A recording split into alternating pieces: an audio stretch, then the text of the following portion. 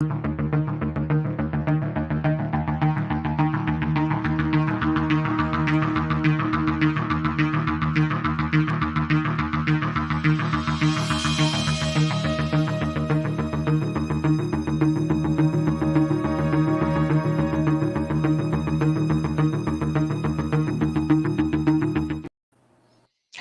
all right, everybody. It's noon on the East Coast. Welcome to Military Monday, ClearedJobs.Net Military Monday for August 21st, 2023, where we talk about different things, different topics for transitioning veterans. Basically, we're talking about things that can help transitioning veterans get off on the right foot when you're going to find that first job after the service. My name is Bob Wheeler. I am been here at ClearedJobs.Net ever since I got out of the Navy. I was in the Navy for 20 years. I retired in 2014, so I've been here for 9.5 years. And I love being in this space between job seekers, where we talk to, and these employers who we talk to.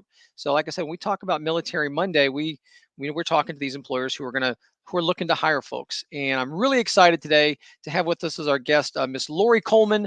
She's from Air Force Civilian Services. This is really cool because normally we talk to government contractors, but there's a lot of opportunities out there for people to work for the government still, like in GS positions.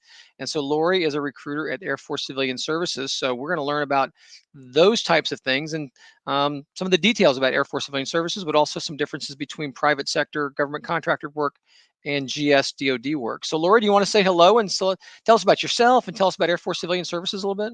Well, hi, Bob. I am, as he said, I'm Laurie Coleman. I work for the Air Force Civilian Service. I worked for about 6 years here, but prior to that, I was also in the military for 20 years, but I did accounting and finance. And I decided that my love was to help people. So I applied for this position as a recruiter for the talent acquisition team. And so we here help fill open positions for all of the Air Force. We typically post our positions on our .com, www.afciviliancareers.com. Outside of USA Jobs, we don't have to post within USA Jobs. So I'm like one of 25 recruiters here that works on this team. So Yeah. So, and by the way, we got some folks that are on the comment section. So if you're on LinkedIn right now and you're seeing stuff, feel free to say hello. Let us know where you're at. The first comment actually says he's in San Antonio, which is where Laurie's at too, also in San Antonio. Yes, I So, am. so hey, Nathan. Anybody else that's out there wants to let us know, where you are, what you're doing, that kind of thing, or if you have a question, feel free to throw that up in the comment section. So, Air Force Civilian Services, Laurie. It's tell us a little bit more about what do you guys do? Like, why not just Well, apply for jobs like normal? Well, it's like 170,000 civilians that works to support and sustain the Air Force, its aircraft, its infrastructure, and its facilities. And so we work alongside active duty, which is approximately about 300,000 of them in uniform, to help defend our nation, protect the values that makes America great. So you don't have to have been in the military. You don't have to enlist. It's no enlistments, no military training. So you can also, help, defend the Air Force without wearing a uniform. So that's what the Air Force Civilian Service is all about. Yeah, and you'd mentioned something when we talked on our pre-show there about all the different things that you guys hire for, everything from like logistics to maintenance people to pilot trainers. Like, is it just a huge spectrum across lots of skill sets and lots of locations, right? Yes. Well, particularly we're pretty new, this team, because as you know, it's a demand out there for talent, and the Air Force Civilian Service is competing against the private sector and the public sector for highly skilled and qualified candidates. So, and our key areas that we work is mission critical positions, as you say, we like acquisition, cyber, pilots, police officers. So we have 3 specialized sections on our team. One being cyber, which I work on acquisition, and we have we call it Air Force Civilian Service, but that's for all others, like I mentioned, law enforcement. So if you want to, I can tell you some of the skill sets and everything. The functional for acquisition is they're looking for STEM, which is the science, technology, engineering, mathematics. They're looking for program managers, contract specialists, and finance specialists. So they them positions particularly, you need some kind of educational background on most of those positions. Like for example, engineers need to have a bachelor's degree from accreditation school. Hmm. I focus on cyber and communication information, such as computer scientists, computer engineers, electrical engineers, cyber security specialists, and majority, most of the positions just need experience Hmm. outside of computer scientists and engineers. Of course, they need an educational background as well.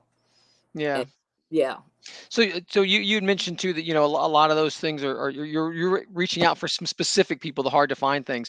Just in yes. general though, before we get into too much of the details of those things, just in general, a lot of the questions we get from people when they're getting out of the military is they hear it. That I got this resume here that for through TAP class to help me get a job at at a private company, but they hear about the federal resume being different. I had somebody reach out to me just about 3 hours 2 hours ago, send me an email saying, "Hey, could you review my resume for USA Jobs and stuff like that?" And I was like, "Look, I focus mostly on private sector resumes, so I'm going to have somebody else to take a look at that one because they can be different." Can you give us some just highlights of the difference between a private sector resume and what you're looking for on a federal resume? Well, okay, the applicants are qualified and referred to hiring managers. We prefer the resumes to hiring managers based on experience and the detail in the resume. So the more detail that you can give that speaks on the requirements for the position, the better your chances. So applicants shouldn't have to worry about how many pages or the length of the resumes. Like most private sectors say, what, 2 pages, no more than three, I guess. Well, most federal resumes are about 4 pages or more. Hmm. So each time someone applies, they need to tailor their resume to the requirements of the position. So the difference is that a hiring manager can hire you right on the spot just using your resume. You don't know you and or just by looking at it online and hiring you without having an interview. So you want to have you want to make sure your resume speaks to your picture of your abilities. What they used to say, show your action and impact of your Hmm. experience in the area. Just show action and the impact that you Yeah. had. Yeah, And that I know when I talk to people, that can be one of the biggest differences is that like you said, that federal resumes should be much longer, and because right. there's a little bit more computer for a lot of cases, not every case, because we're going to talk about direct hiring Yeah, authority here in a second, but for a lot of cases, it's got to get through that USA job system before a hiring manager can even look at it. So it's got to make through those computerized wickets. But besides those things, tell me about this direct hiring authority, because this is it. I don't want to say this is a shortcut because you still got to be qualified. But what can you talk a little bit about what this direct hiring authority is? well, a direct hiring authority enables the Air Force to hire where there's severe shortage in it of a critical area need, like the office of personnel management let us know the critical areas. Like we have cyber is critical, Hmm. everyone needs cyber, contract finance, childcare, even childcare, that's one, so we can use that authority to hire on the spot without going through USA Jobs, posting it on USA Jobs. We don't have to even post it on USA Jobs. We can just hire someone off the street. You don't have to be in the military or have been in the military to apply. So to get hired. So they call that the fast track method. Well, Yeah, yeah. So we can yeah, hire on and the that's spot. one of our other topics was how the AF, you make the process go faster for those critical skills. Like you said, it's not for every job, not to work at the as a lifeguard at the swimming pool on base or work at the Right. commissary, something like that. But it's a lot of people hear about cybersecurity, and that makes sense, because it's hard to find that. But you also mentioned other things that like you said, you get direct hiring authority for things that people might not really think is as tough to find, but it's just because they're tough to find. And so you get a chance, Yeah. if you can find the right person, that you can make that offer real quick. So you can make the process go faster for the right job. Yeah, so it's not only for hard to fill position, but hard to fill locations as well. Okay, Because yeah. some people don't want to go to California, some people don't want to go DC, some people don't want to go Louisiana or mine, not North Dakota. So we Yeah. have positions all over, and so that's that direct hiring authority give us the authority to hire, all over. And nowadays, they have remote also. Yeah. So yeah, so remote See, look, position as well. that's somebody right there trying to get a job right now, trying to call you up to. No, I'm sorry, it's my mother. No, don't worry about it. No worries. We're just having a good chat. We're just having a good chat here. And this hiring authority is what has been interesting to me because over the years, I've seen not just Air Force Civilian Services, but other DoD type organizations, they start coming to job fairs, which I think, years ago, none of the military branches did this, but now you're starting to see more and more specific organizations that are coming to the job fairs because the recruiting process to hire folks is just not built the same way as it is at maybe a private sector or a government contractor. You've got these different wickets, but do you get this direct hiring authority? So you're seeing folks actually at the job fairs, and so Right. if I mean, as a matter of fact, like there's a job fair in San Antonio this Thursday, and you're going to be there, right? You know, Correct. Yes. so Yes. so what is Air Force Civilian Services? What are you guys trying to accomplish at the job fairs? Yeah, and what should a job seeker when they show up there? How should they be prepared to talk to you? I'm like, what they have, should there things that they should be bringing up? Should they bring a resume? Like, what's the Of, whole going on yeah. there? Of course, bring a resume, but not only with Air Force Civilian Service. The job fair is good for this, just for talking with multiple representatives and us, one on one in one place. So I love the job fairs, because I even learn different things from other companies and industries, and that's the value that you can't, that's value in that. So you could, you can find out about the work culture and types of opportunities that they're hiring for, and you may even learn about career paths that you even not even thought about or consider. Like they have the PAC program, for they call that the Palace Acquire, where recent graduate, Hmm. if you graduate in the last 2 years or 6 years for active duty, if you graduated, you can go in the intern program. If you have more than 60 credit hours, you can be as a intern for over the summer, or during the time that you're going to school. Times you're not in school, you can work, and that's the reason you can try us, and we're trying you, and you see if you like us. So that's a good thing with internship, is seeing if you like it. Yeah. But it is a good way to network, with opportunities and get that interview, and maybe even better yet, land a job.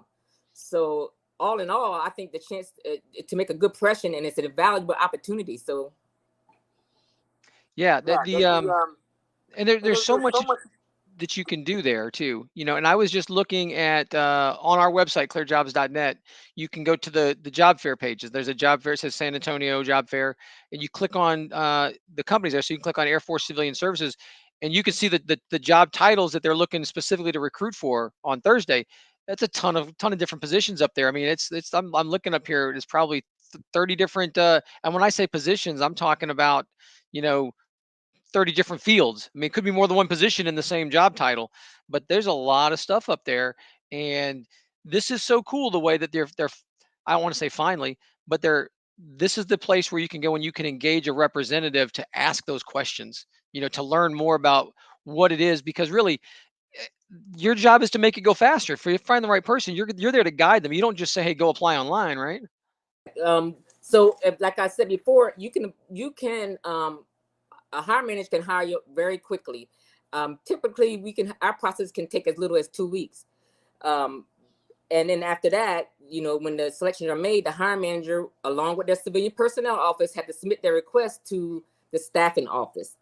And so we tell them, once they submit it to the staffing office to get request for priority, you need to put in the remarks field that the position was a by name request filled by the talent acquisition team using DHA eligibility, and that would give you a priority to get you through the system quicker. Not have to wait. What is it? I don't know, 4 months. I don't know Hmm. where you're at now, but so we have that priority now since our team was created. That we tell them put that in your remarks section, and that gets you pushed up. And so we're not only helping the Air Force field position, we helping the U.S. Space Command as well, which is mainly right now out of Denver. So Yeah, yeah. I yeah, think it's supposed to. I think it's going to be hanging out there in Colorado Springs now. There's a big hubbub about where it was going to be, but it looks like it's going to stay in yes, it Colorado for is, now. and we're assisting them as well. Yeah. Yes, I didn't. Yeah, and I didn't. I honestly, I didn't realize that you guys were still doing a lot of the recruiting for Space Command as well as Space yes. Force. So that's great. Like I said, Lori, this is a really cool conversation. Like I said, this is the kind of thing that, a lot of times people, if you're coming out of the service, if you're a transitioning veteran, maybe Oh you don't yes, think about these things. And correct me if I'm wrong, but you don't have to be prior Air Force to work for the Air Force. I mean, you could be a prior Marine, you know, prior yes, sailor, yeah, you know, yes, you know, and a lot of times, if you delve into it, you get some benefits, and we're not going to get into the details of this too much, but if you've got 8 years of DoD time and you work for the federal government later on, you can apply that towards your retirement benefits. But there's all kinds of Yes. special things that you can do to really still get some benefit out of your less than retirement years if you were in. Correct. Yes, and this, like, if you were in the military, it's like we have the same thing. You have the TSP, like the same thing as a 401k. You have sick leave and annual leave. Mhm. So some people off the street don't even know that. I tell the young ones that you get this job for 200k, but then 100k of it is going out for health and medical. Mhm. Or you got to pay for, you don't get sick leave. So you got to, and you don't get paid for it if you take off. So Yeah. you got to look at that things. We have all of that. And Healthcare, dental, vision. and then once you're in the GS system, you can still move around a little bit too. I mean, there's a Oh lot of yes, stability. There's a lot of stability at a GS job um, we love our government contractors, but some of the trade-off. They maybe make some more money a little bit, but the stability piece, and a lot of people will fight that fight to try to get into a DoD job for the stability. And I think it's just yes. so We get great a that lot of those too. Yes, at the yeah, end, especially towards their end of their, after they've been contracted for what 20 years, or maybe even 10. They're like, oh man, I'm tired. I want to, stay still. You have family and kids, so they say they're crossover. yeah. From for the stability. Yeah, well, we appreciate your time today, Laura. Like I said, for those of you who are with us, like I said, if you're in the San Antonio area, stop by. If you go to the job fair is going to be right there, over by Lackland. It's at the Marriott Courtyard off of Highway 151. Yes, So I love to see them. I love to am I see them. correct? It's not far from Yeah, Lackland, right? It's right there yeah, it's towards not the far from Lackland that. area. Yes, Yeah. So if you're there, make sure you stop by and talk to everybody, but make sure you stop and talk to Lori and say, hey, I saw you on TV. I saw you on LinkedIn. yeah, Let her know and she's a superstar. The other thing is, if you can't make it, if you are, you say, man, I see people on the comment section there in Colorado Springs. Somebody just said, if you can't make it, you can still register for the event, and then your resume goes to all the employers to include Lori and yeah, Air Force Civilian Services. I always suggest, if you're a transitioning veteran, if you apply for something like that, just put in the summary section, like, hey, transitioning veteran available for work, on an October 2023 or something like that, so that when they look right, at it, they can say, oh, she's a veteran, he's a veteran. We see what's going on, but don't be afraid to register for an event, even if you can't make it, because you're right, still going to get all those resumes, and the recruiters like Lori, they go through those, and if you've got the skills, they want to talk to you. right. And also, if I can put out a caveat, that we post all our positions on www.alciviliancareers.com. All of them are out there, so you can register there, and you automatically get emails on positions that you're interested in and locations. So Yeah, that's a great thing. So we got that. So quick little commercial as well. If you are in the Maryland area, or have a CR, a full scope poly, our job fair after that is going to be September the 7th, in Fort Meade, Maryland, or near Fort Meade, Maryland. Same deal. If you have a polygraph, if you can't make it, you can register to attend, which will get your resume inside there. But you can always find everything about this in ClearedJobs.Net, and you can find about the job fairs. I mean, Air Force Civilian Services, you guys are in San Antonio, but you've been to multiple job fairs with us over the past few years. oh yes, They've won best recruiter in the past at some of our yes, events. like So it's 4 years in a row before yeah, COVID. it's not just Lori. She's got a whole great team of folks there that Right. want to talk to you. And one question was, somebody said they're interested, but they don't have a clearance. Is it only for veterans? The job fair itself, FYI, is only for people with security clearances, not just for people with veterans, but they got to have a security clearance at this particular job fair. But if they wanted to find Air Force Civilian Services without a clearance, Lori, could they hit you up on LinkedIn or something like that and try to Oh get some? yes, absolutely. Yeah, absolutely. Yeah. So this Laurie event, Coleman. Yeah. and you'll see her. She's already tagged. If you found us on LinkedIn, she's already tagged on there. So hit her up. So just because the job fair means you have to have a security clearance, that's just the way our job fair is set up. But people like Lori, if you've got Hmm. the right skills, and that's also a great way for people to get a security clearance. Correct, because the Air Force will pay for it. So Yeah, if you need yeah. one, so So, all right. Well, it's been a great talk. Lori, is yeah. there anything else you want to say before we let everybody get out of here?